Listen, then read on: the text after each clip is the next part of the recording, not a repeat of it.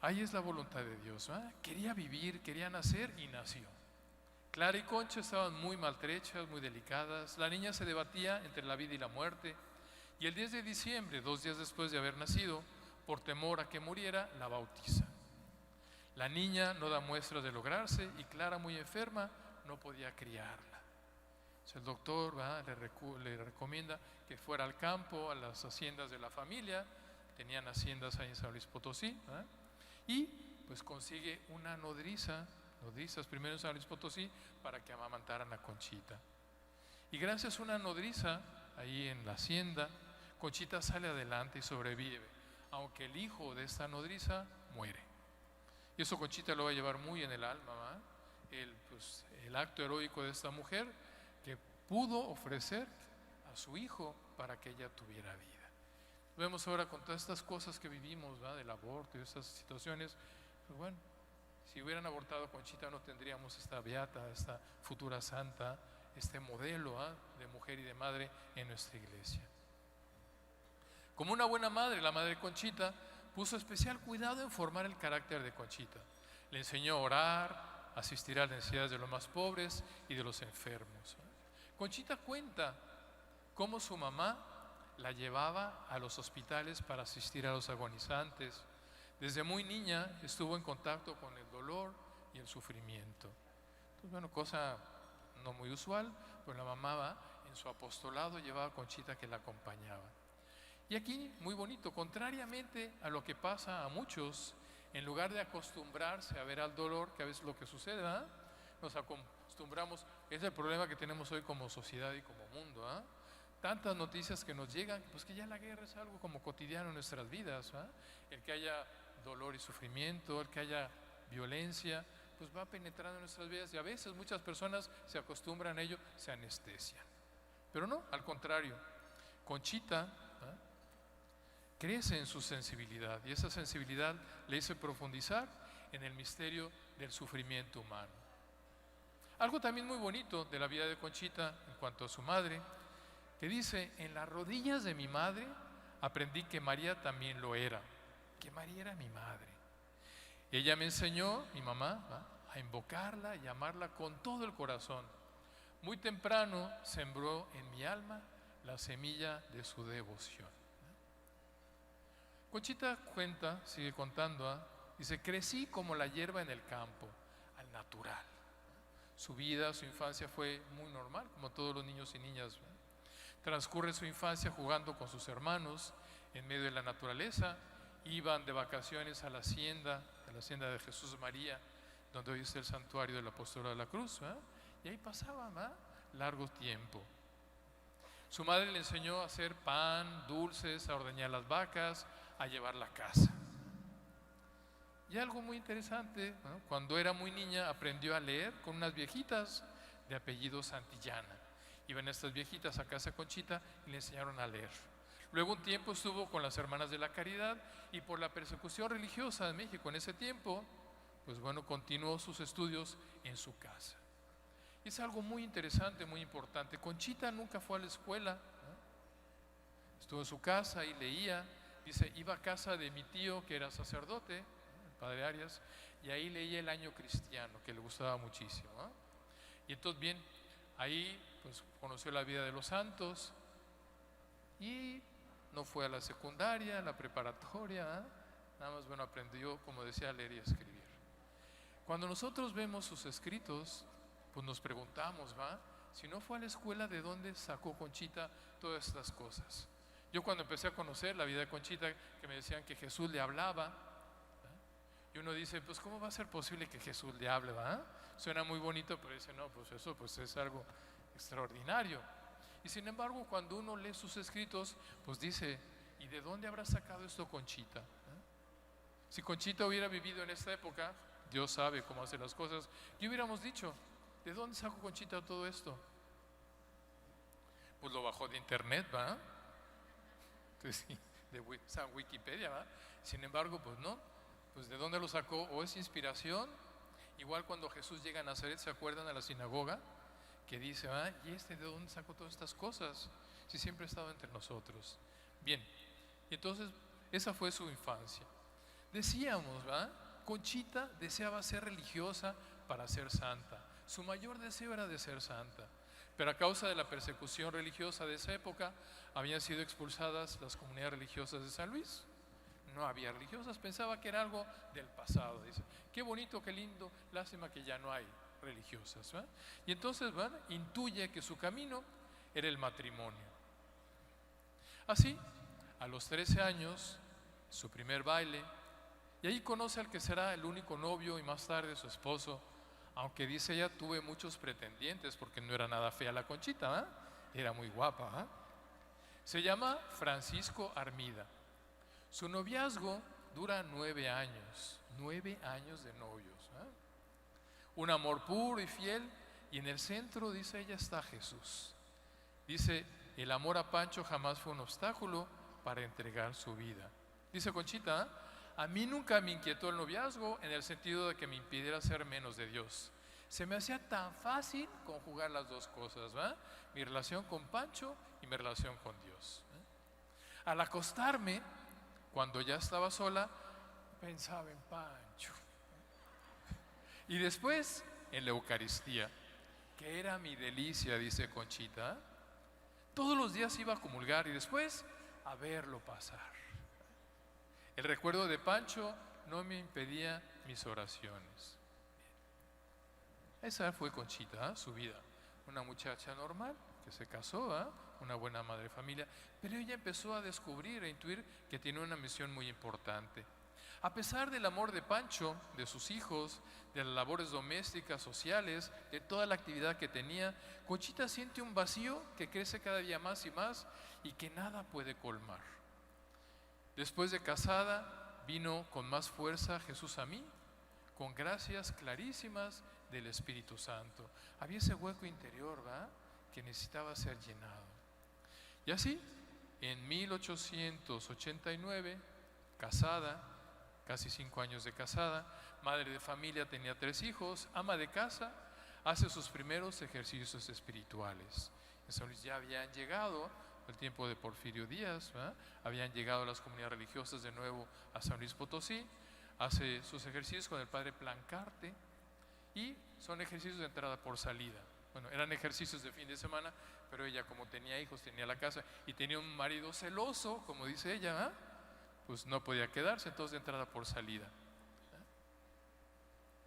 Y ahí, ¿verdad?, escucha en su interior, y dice ella, sin poder dudarlo, pero sin entenderlo, estas palabras: tu misión es salvar almas. ¿Qué?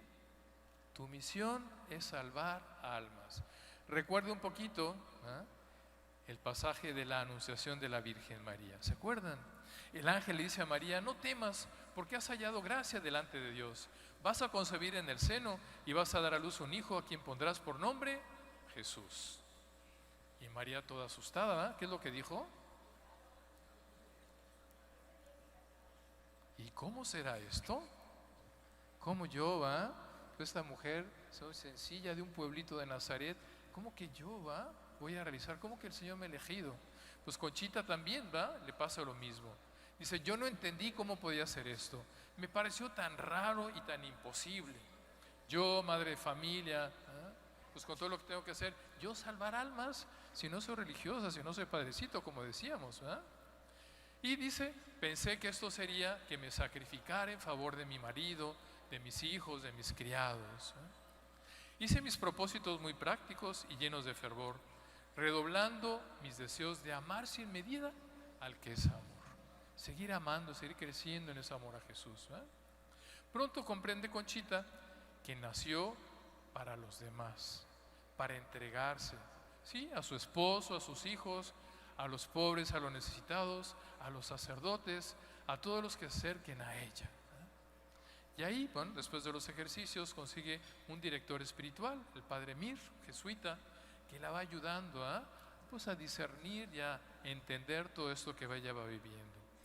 Jesús le va indicando cómo salvar a otros. Dice, salvarlos es entregarse por ellos como Él mismo, como Jesús mismo lo hizo.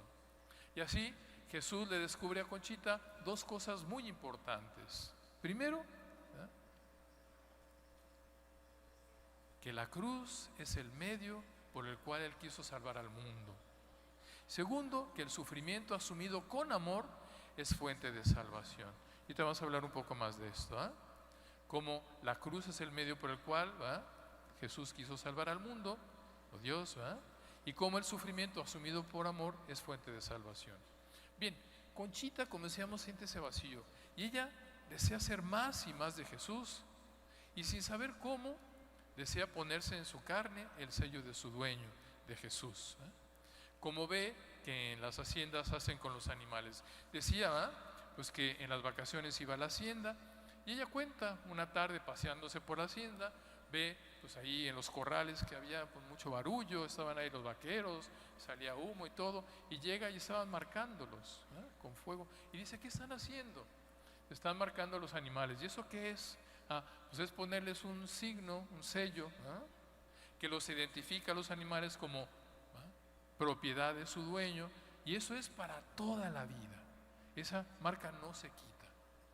Y Conchita dice: qué bonito, una marca que me identifique como perteneciente a mi dueño y que sea para toda la vida. Si Conchita hubiera vivido hoy, ¿qué hubiera hecho? Se va corriendo a tatuar, aquí, soy de Jesús, en el pecho. Pero en aquella época pues no había ni se pensaba así que en los tatuajes, ¿verdad? Y entonces va con su director y le dice: Padre Mir, ¿sabe qué? Vi que a los animales los marcan, yo quiero también marcarme en el pecho, para que tenga ese signo de pertenencia total a Jesús. ¿Y qué le dice su director, el Padre Mir? Conchita, estás loca, ¿cómo se te ocurren esas cosas? No, saca eso de tu cabeza, para nada. Y entonces bien, Conchita insistía y insistía hasta que pues bueno, su director pues le dice, le da permiso de grabarse el monograma famoso, el día del santo nombre de Jesús. Y así, el 14 de enero de 1894, Conchita se graba en el pecho el monograma del nombre de Jesús. Como había sido educada por los jesuitas, pues era el monograma Jesús de los hombres Salvador, JHS, Jesús Hominem Salvator, Jesús Salvador de los hombres. Se lo graba aquí en el pecho, dice ahí con una navajita, y entonces bueno, queda marcada como ese deseo de ser totalmente, como no puedo ser religiosa, ese deseo de, no tiene un hábito, pero sí tiene esa marca, que lleva muy en su pecho, en su interior. Tuvo después más hijos, y ese Pancho jamás se enteró que se había puesto el monograma. Pues eran los tiempos aquellos, apaga la luz y en su declaración de pertenencia total a Jesús, ella no piensa en el dolor que puede causarle, sino el amor que le quiere ofrecer a Jesús llevando su sello. Y bien, al hacerlo, cae al suelo, se olvida de ella misma y solo piensa en la salvación de los hombres. Y dice: de lo más profundo de mi corazón brota este sentimiento y esta frase: Jesús, Salvador de los hombres, sálvalos. ¿A qué le suena esta frase? ¿No le suena un poco extraña? Como que algo, como que algo está mal, ¿no? Jesús, Salvador de los hombres, sálvanos. Debería ser con N, ¿no? Sálvanos. Y no, dice sálvalos. Se equivocaron, ¿verdad? No. Pues no. ¿Por qué es esto? Lo vamos a ver un poquito más adelante. Sálvalos a ellos. ¿Y tú? Yo me ofrezco por mis hermanos. ¿Qué es lo que hizo Jesús?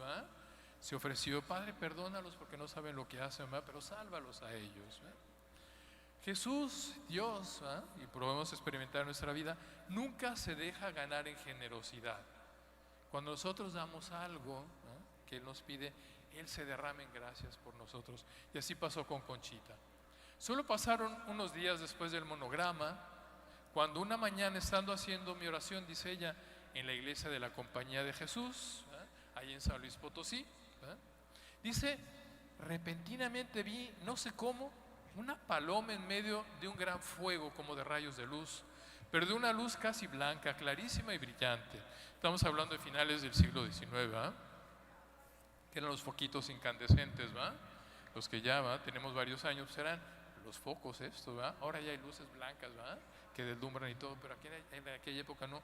Esa Conchita había una luz muy blanca, clarísima, brillante, y en el centro de ella a la palomita, blanca también, blanquísima, como con las alas extendidas. No vi más, pero esto me hizo una impresión muy honda, aunque sin saber qué significaba. Pocos días después, repentinamente también en la capilla haciendo oración, voy viendo la misma palomita, pero debajo de ella, en el fondo de aquella inmensa luz, una luz grande, muy grande, con un corazón al centro de donde parten los brazos. No entiende muy bien ella lo que ve, pero le queda muy grabado en el corazón. Dice, parecía que flotaba como en un crepúsculo de nubes, como con fuego por dentro. Y debajo de la cruz partían rayos de luz, los cuales no se confundían ni con la luz blanca de la palomita, ni con el fuego de las nubes. Eran 3 tonos de luz. La luz que partía del Espíritu Santo, la luz que partía de la cruz y la luz que venía del fondo, como de esas nubes, ¿verdad? Y es una cruz, por lo tanto, trinitaria. Está presente el Espíritu Santo, está presente Jesús y el Padre. Jesús entonces en esta visión le dice a Conchita, esta cruz ahuyentará al demonio, esparcirá virtud de la que está llena y con esto curará las almas y también los cuerpos, hará muchos milagros. Le dice, la llamarán cruz del apostolado. Cruz del apostolado de la cruz sería el nombre completo.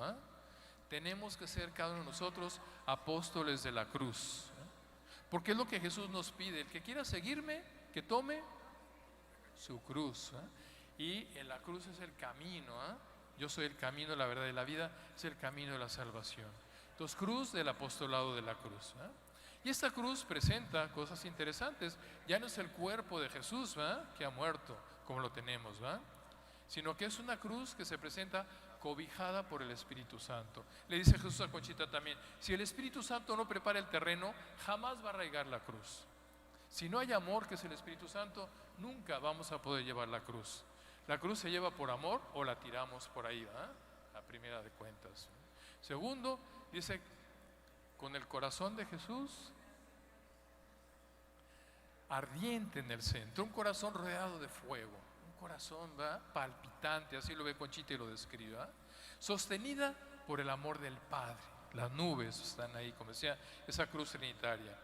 Es una cruz que no está plantada en la tierra, por eso dice, es una cruz pascual, gloriosa, es una cruz de amor. Y esta cruz es el símbolo de una espiritualidad que se llama la espiritualidad de la cruz, que no es una espiritualidad de una congregación, no es espiritualidad de un grupo, es espiritualidad de la iglesia. Y aquí muy bonito con la beatificación de Conchita, y primero con la declaración de sierva de Dios, pues ahí es la iglesia que está diciendo, esto es de Dios. Y así como hay espiritualidad franciscana, espiritualidad jesuita, espiritualidad de San Juan de Dios, muchas espiritualidades que nos enriquecen. Esta espiritualidad también es una espiritualidad de la iglesia y para la iglesia. Bien. El 2 de febrero de 1907, día en que se festeja la presentación de Jesús al templo, Jesús le revela a Conchita la esencia de esta espiritualidad de la cruz y le dice, el misterio que se celebra hoy concreta tu misión, la cual es ofrecer constantemente al Padre como víctima purísima al Verbo encarnado en favor del mundo. Ofrecer a Jesús constantemente al Padre como víctima. Y es lo que hace María en la presentación con San José. Presentan a Jesús y lo ofrecen al Padre. Así, nuestro Señor quiso suscitar en la iglesia una espiritualidad que respondiera a una necesidad histórica. ¿Y cuál es esa? El papel del laico en la comunidad eclesial. Para ello se valió de una mujer excepcional, Conchita, como instrumento para promover el seguimiento de Jesús en su aspecto sacerdotal. Así, 70 años del Concilio Vaticano II, en donde se recupera y se revalora el sacerdocio bautismal de los fieles. Ahí Conchita es profeta de ello. Entonces ella, mujer laica, recupera todo eso, el papel del laico en la iglesia, que después el Concilio Vaticano II va a decir, somos pueblo sacerdotal. Antes del concilio los fieles, los laicos eran las ovejitas, que seguían al pastor. Pero el concilio dice, no. Cada uno de nosotros tiene un papel importante, una corresponsabilidad. Por el bautismo, Todos somos incorporados a Cristo, sacerdote, profeta y rey. Recordemos en el bautismo, cuando al niño lo ungen con el santo crisma, te unjo para que seas para siempre miembro de Cristo sacerdote, de Cristo profeta y de Cristo rey. Todos hemos sido ungidos sacerdotes. Ahora, ¿qué debemos comprender los cristianos por lo sacerdotal? ¿Qué significa eso de ser sacerdote? ¿Qué es lo sacerdotal? Bien, el sacerdote es aquel que, tomado entre el pueblo, es puesto para mediación y ofrecer los dones a la divinidad. Y esto lo vemos en todas las culturas. En las culturas está el sacerdote, que es el que hace presente a Dios. En la cultura maya, en la cultura egipcia, cuando se ponían sus trajes, el pueblo recordaba, ay, sí, hay que darle gracias a Dios. Y ofrecer era el que recogía los dones, las ofrendas, las primicias del pueblo para presentarlas a Dios. Por lo tanto, lo sacerdotal es una forma de vida que sirve para el encuentro y la comunión entre Dios y los hombres. Y esta forma de vida es la de Jesús de Nazaret, que consiste en hacer presente la bondad de Dios y la salvación al hombre que sufre y que no encuentra sentido a su existencia. Hacer presente a Dios y ser mediación de Él. Ofrecer, pero ya no es ofrecer cosas como en el Antiguo Testamento, terneras o corderos, sino a Jesús le pone dos letritas, una S y una E. Ofrecerse. Ofrécete. Jesús, en la última etapa de su vida, de su pasión, llevó a cabo a plenitud su misión, la salvación de la humanidad mediante el ofrecimiento de su voluntad, su vida, su ser entero. Y la comunidad cristiana reconoció en ello esa actitud sacerdotal. Dice el Papa Francisco, el gran riesgo del mundo actual, con su múltiple y abrumadora oferta de consumo, es una tristeza individualista que brota del corazón cómodo y avaro, de la búsqueda enfermiza de placeres superficiales, de la conciencia aislada. Un mundo que se va cerrando en cada uno, en sí mismo, en su individualidad, y que se preocupa poco de los demás. Hoy día para muchas personas la cruz es algo negativo y poco atractivo, hasta repugnante, que implica resignación, tener que aguantar. Lo escuchamos sobre todo antes, ay, pues mi marido es un borracho y golpeador. Pues ni modo, aguántate, es la cruz que te tocó. Ahora sí que resígnate. Y no. O la enfermedad que Dios te mandó, pues tampoco. No se trata de resignarse. La cruz de Jesús no se lleva por resignación, se lleva por amor. El marido que te tocó, pues que es borracho, que es golpeador, ¿cuál es la cruz que Dios quiere que cargues, que Jesús te invita a cargar? Pues no que te aguantes, sino buscar de qué manera puedes ayudarlo, con sus amigos, algún grupo, luchar, para que mejore, para que supere esa situación, pero no que te aguantes, y que la vivas, que pases mal. No. La cruz no es para resignarse. El dolor, el sufrimiento es algo inevitable en nuestro mundo, en nuestra sociedad, es ineludible, todo el mundo pasa por esa experiencia. Todos los hombres y mujeres de este mundo sufren, pero cuán pocos son los que saben sufrir y darle sentido a ese sufrimiento.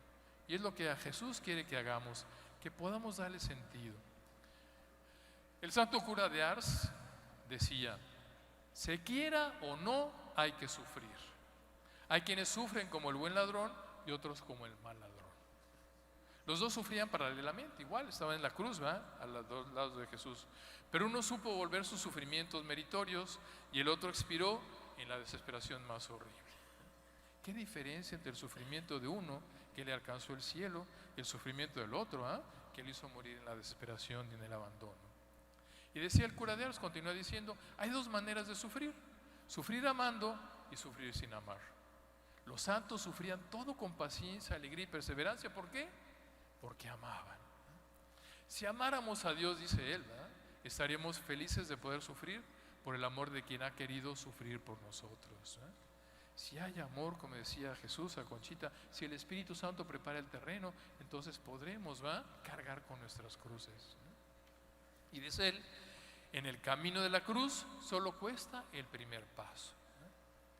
Y aquí entonces hay dos palabras muy importantes: ofrécete y ofréceme. ¿Qué es lo que le dice a Jesús?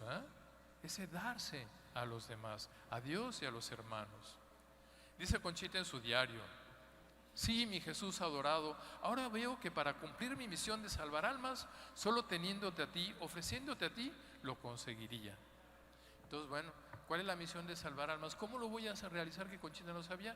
Y entonces aquí va entendiendo, va discerniendo qué es, en la medida que se ofrece ella y que ofrece a Jesús en la Eucaristía. Le dice: Jesús, tú eres mi altar y serás también mi víctima. En mi unión, ofrécete y ofréceme a cada instante al Eterno Padre, con el fin tan noble de salvar a las almas y dar gloria. Olvídate de todo, hasta de ti misma, y que esta sea tu ocupación constante.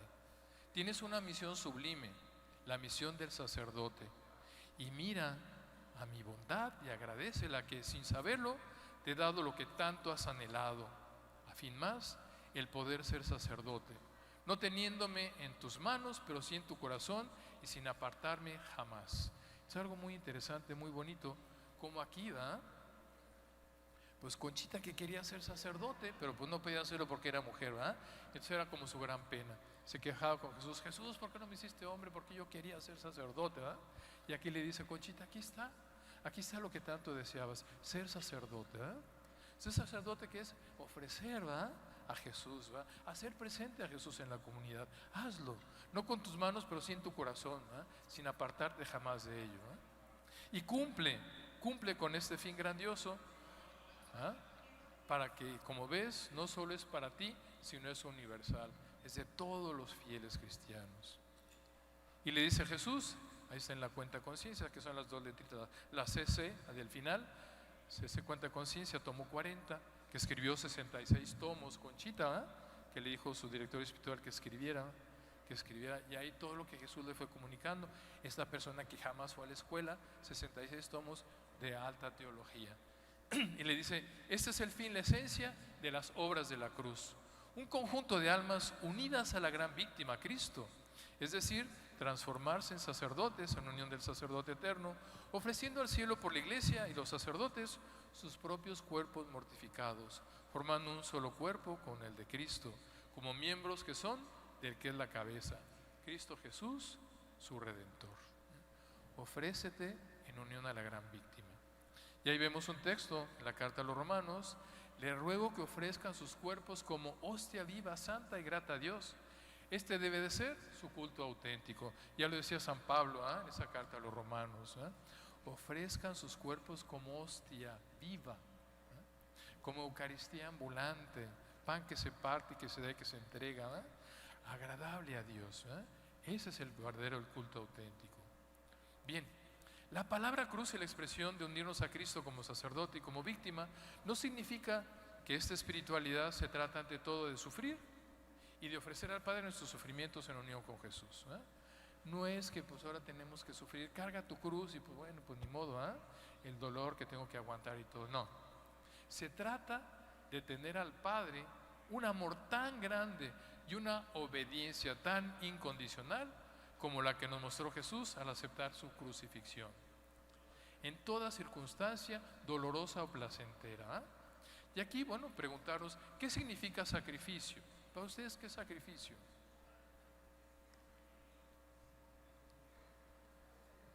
A veces pensamos, es el dolor, algo que nos duele.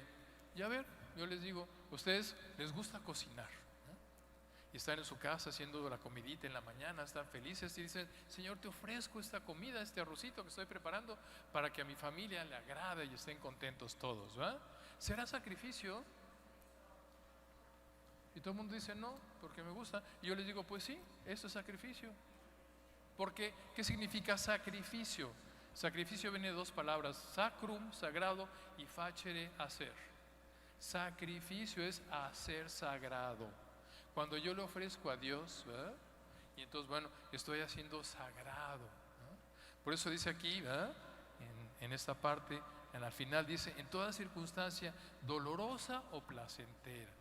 La vida de Jesús fue una vida de sacrificio, pero no es porque pasó sufriendo todo el tiempo. ¿A qué vino Jesús a este mundo? La pregunta que tenemos que hacernos: ¿a qué fue enviado Jesús por el Padre al mundo? ¿A morir en la cruz? ¿Jesús vino a morir en la cruz? No. Puede sonar como herejía, pero no, Dios no manda a Jesús a morir en la cruz. ¿A qué lo manda? Lo manda a traer la buena nueva, el mensaje de salvación para toda la humanidad. Esa es la misión de Jesús. Ahora, Él quería cumplir la voluntad de su Padre y agradarle sobre todas las cosas, pasara lo que pasara. Y Él lo dice: he bajado del cielo no para hacer mi voluntad, sino la voluntad del que me ha enviado. Cristo es víctima por la unión de su voluntad con la del Padre. No busco mi voluntad, sino la voluntad del que me ha enviado. Esta actitud la vive siempre, es un estado. Mi alimento es hacer la voluntad del Padre, el que me ha enviado, llevar a cabo su obra. Esta es su actitud de vida. Y entonces bien, Él vino a llevar esa misión, y el cual quiere es cumplir esa vocación. Y así Jesús fue un apasionado, vivió, llevó su misión con pasión. Él quería, pasar a lo que pasara, cumplir la voluntad del Padre. Bien. ¿Y qué significa eso de pasión? Cuando nosotros vamos a la iglesia y escuchamos la palabra pasión, ¿en qué pensamos? Dolor, sufrimiento, ¿no? La cruz. Y cuando vamos al estadio de fútbol, a un concierto, este es un apasionado del fútbol, es un apasionado de la música, pensamos en el dolor, ¿verdad? Pobrecitos, ¿verdad? Están en el estadio ahí sufriendo, ¿no? ¿Y no es la misma palabra? Pues sí. Yo creo que el problema es que hemos perdido el sentido de la palabra pasión, ¿verdad? En la iglesia. Pasión es ese deseo, esa fuerza, ¿verdad? Por llevar a cabo algo. Y esa fue la pasión de Jesús. Y Jesús nos invita a apasionarnos por las cosas de Dios, por el reino, por la salvación de la humanidad, aunque implique enfrentar dificultades, cargar con cruces. Bien, nadie tiene amor más grande, dice él, que el que da la vida por sus amigos. Y Jesús le dice a Conchita: la cruz está la verdadera ciencia de los santos. En la cruz está la ciencia de los santos. Algunos ejemplos, San Pablo. Dice, San Pablo se entiende a sí mismo solo desde la cruz. Ama a Jesús que me amó y dio la vida por mí. Y este es el epicentro de la cruz. Y en ese se centra todo su apostolado. Predico a Cristo, pero un Cristo crucificado, un Cristo que vino a ofrecerse. La cruz de Jesús es su única gloria. Dice, lejos de mí gloriarme de algo, sino es en la cruz de Cristo mi Señor. Dice, ahora me alegro por los padecimientos que soporto por ustedes y completo lo que falta a la tribulación de Cristo en mi carne a favor de su cuerpo. Completo en mí lo que faltó a la pasión de Cristo. ¿Qué pasó? ¿Qué le faltó a la pasión de Cristo? Pues en su cuerpo real nada. Y en su cuerpo místico, ahí es lo que falta. Ahí estás tú. Tú eres el cuerpo de Cristo. Por eso dice Pablo, yo como cuerpo místico completo eso que faltó. Y continuó la misión de Jesús en este mundo. San Pablo no rechaza el sufrimiento por Cristo, más bien se goza en él. Pues como claramente lo dice, completa el sufrimiento de Cristo por su iglesia. La Madre Teresa de Calcuta decía, ama hasta que te duela. Si te duele, esa es la mejor señal, que estás dando el todo por el todo. El dolor es el mayor signo del amor. Amor, dolor.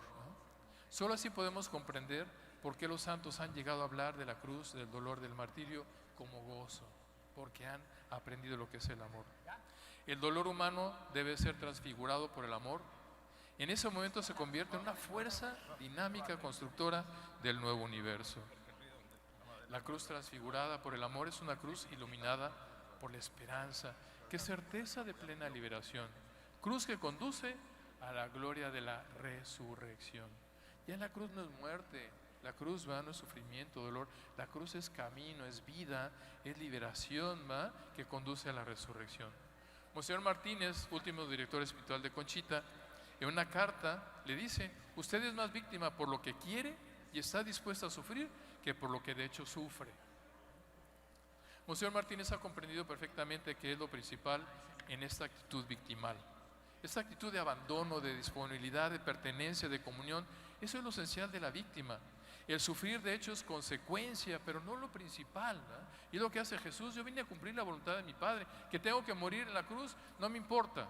Esa es consecuencia, lo principal es cumplir la voluntad de Dios. Más adelante en la misma carta le dice, Lo que a Dios más le complace en usted no es precisamente los sufrimientos que pasan, sino esa disposición constante y amorosa de aceptar todo lo que le envía la voluntad divina y de abrazar con inmenso deseo todas las inmolaciones. ¿Verdad? Lo que a Dios más le gusta es precisamente, ¿verdad?, su disposición.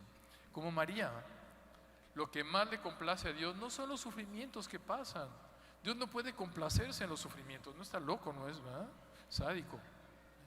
Lo que complace a Dios es esa disposición constante y amorosa de la voluntad que mantiene el alma en apertura estable y permanente hacia lo que Dios quiere realizar en ella. Que se haga en mí según tu palabra. Pero María, una espada atravesará tu alma, ¿eh? No me importa. Yo lo que quiero es cumplir, ¿eh?, la voluntad de Dios mi Padre. El siguiente texto es una ofrenda que Conchita hace de sí misma y dice, muy bonito, ¿eh?, a nada me resisto, Señor. Desde hoy me abandono a tus paternales brazos, repitiéndote una y mil veces, no lo que yo, sino lo que tú. No como yo, sino como tú. No cuando yo, sino cuando tú. Tú, Señor, ves mis deseos y mis necesidades. Hágase tu voluntad, así en la tierra como en el cielo. No lo que yo, sino lo que tú. No como yo, ¿eh? Nos gustaría que las cosas tal vez fueran diferentes. No, como tú, Señor. Y no cuando yo, sino cuando tú lo dispongas. Jesús dice a Conchita, yo fui la primera cruz viva y mi madre enseguida de mí. Somos los retratos que deben copiar las cruces vivas. María en la espiritualidad de la cruz es modelo perfecto de seguimiento a Jesús como sacerdote y ofrenda al Padre, porque ofrece a Jesús su Hijo y se ofrece también junto con Él, ¿verdad? Nadie como ella participó en el sacerdocio de Jesús de tal manera que es el modelo perfecto para nosotros que queremos seguir ese camino.